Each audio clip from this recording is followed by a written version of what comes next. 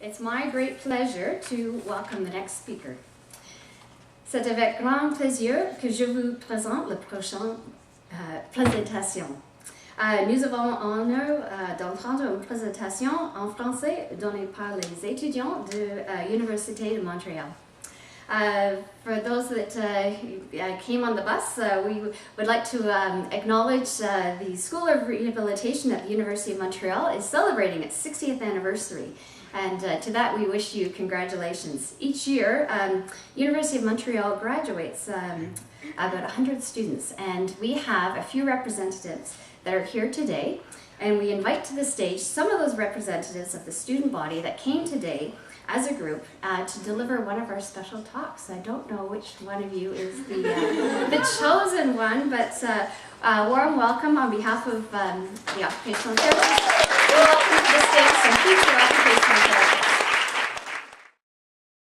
Bonjour tout le monde. Donc oui, nous sommes des étudiants de l'Université de Montréal, majoritairement des finissants, donc à la maîtrise, mais il y a aussi quelques deuxième et troisième années. Donc pour nous, c'est un grand plaisir et un honneur d'être invités à cette soirée, puis surtout de pouvoir partager avec vous la perspective des étudiants sur l'ergothérapie. Évidemment, cette présentation-là, c'est une amorce de réflexion étant donné notre expérience qui est assez peu élevée et aussi du fait qu'on va se l'avouer, on a eu 2 heures dans l'autobus pour se préparer. Ainsi, dans les prochaines minutes, nous allons vous présenter nos inspirations et motivations à étudier, mais aussi à faire carrière dans le domaine de l'ergothérapie. Donc, tout d'abord, j'invite Evelina, Fabio et Caroline à nous expliquer pourquoi ils ont amorcé des études en ergothérapie.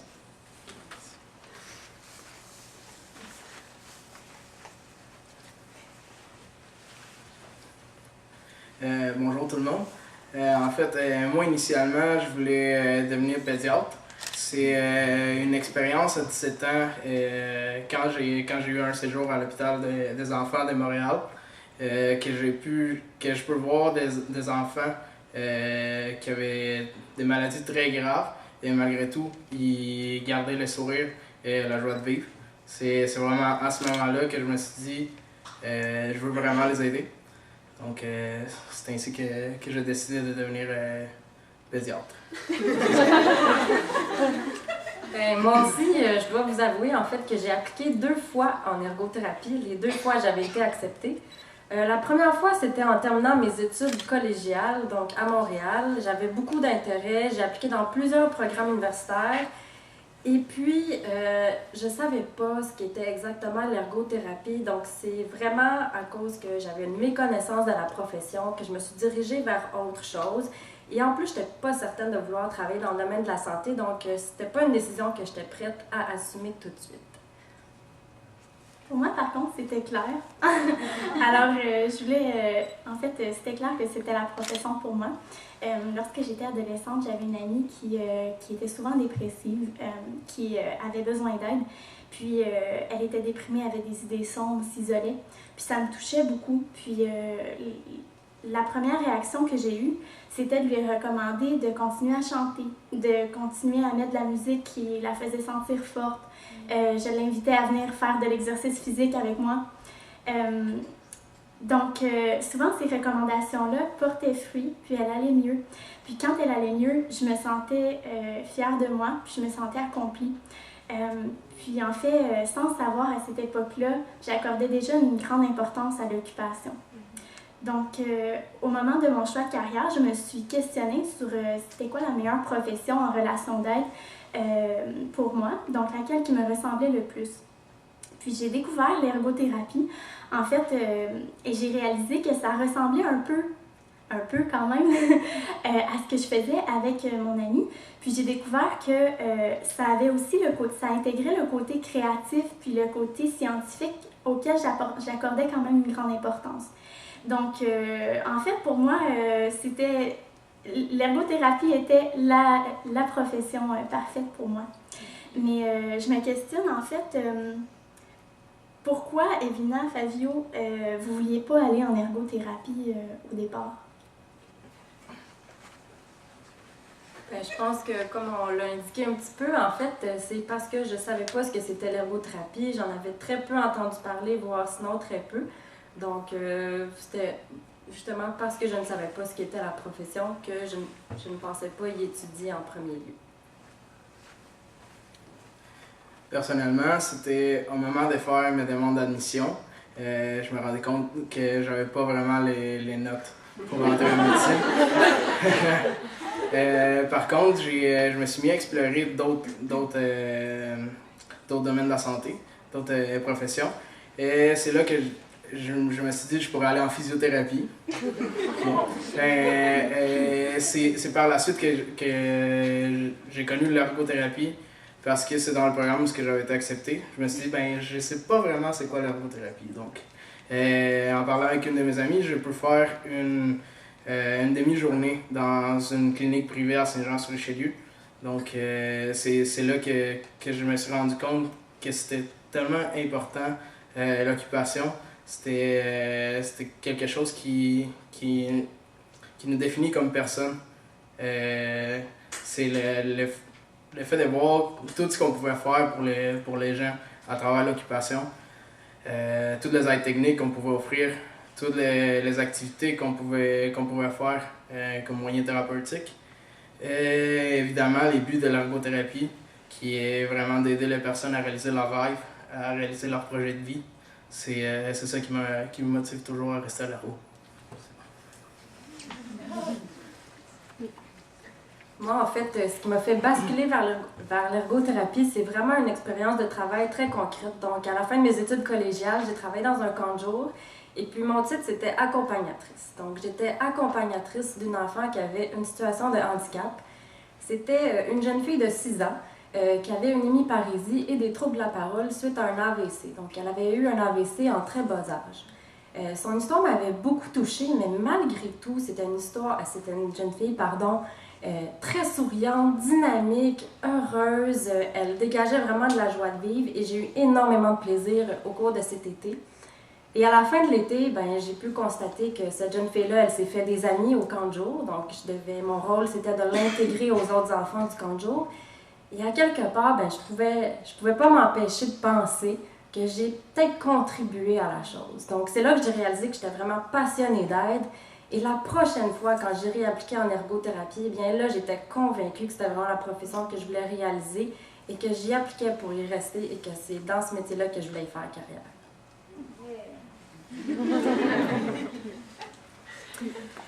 Ce qu'on peut remarquer dans les 3 situations, c'est que les étudiants rentrent en ergothérapie et ne savent pas c'est quoi.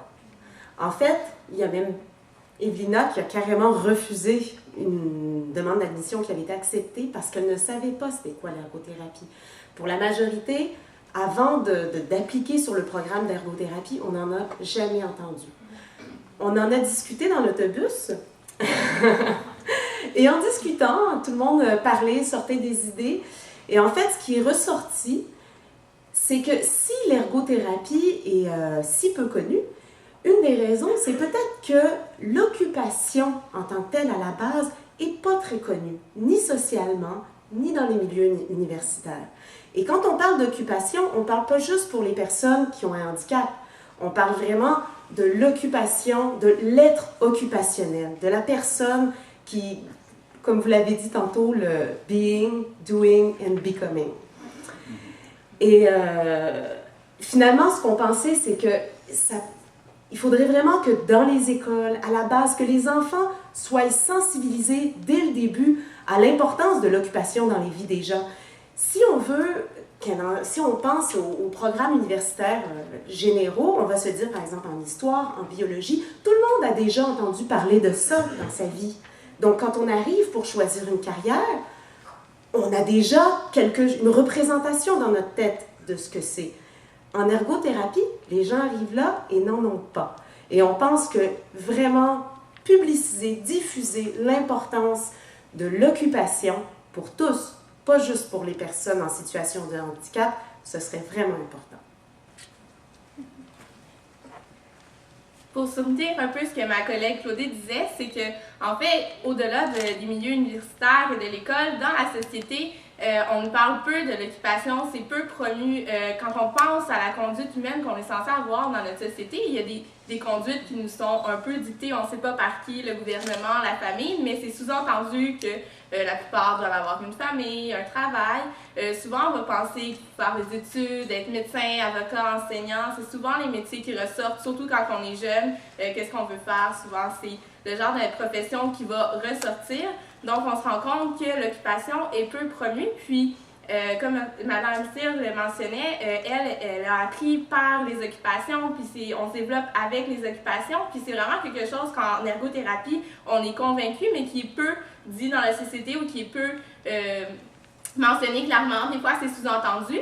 Donc, quand on décide de se diriger vers la profession d'ergothérapeute, il faut être un peu un agent de changement en soi, comme un des 7 rôles de l'ACE, pour continuer dans cette voie-là. Il faut aussi bien se connaître, savoir bien nos valeurs parce qu'il faut décider que même si c'est pas ce que normalement la société dicterait, même si c'est pas non plus exactement à l'écart, il faut quand même prendre position comme quoi c'est pas quelque chose qui est très connu, qu'il va falloir défendre nos idées, défendre nos valeurs et qu'il va falloir travailler pour ça dans la société, non seulement avec une discipline qu'on ne promouvoit pas tant que ça, mais aussi avec une population qui est dite un peu anormale, qui est un peu hors de ce qu'on s'imagine normalement. Donc il faut y aller avec la profession, mais aussi avec la population qui peut être...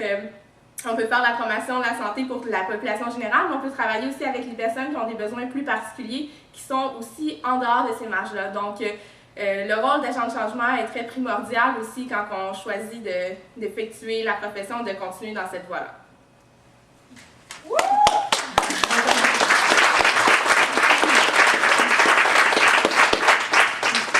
Donc, nous, étudiants en ergothérapie de l'Université de Montréal, nous avons un rêve.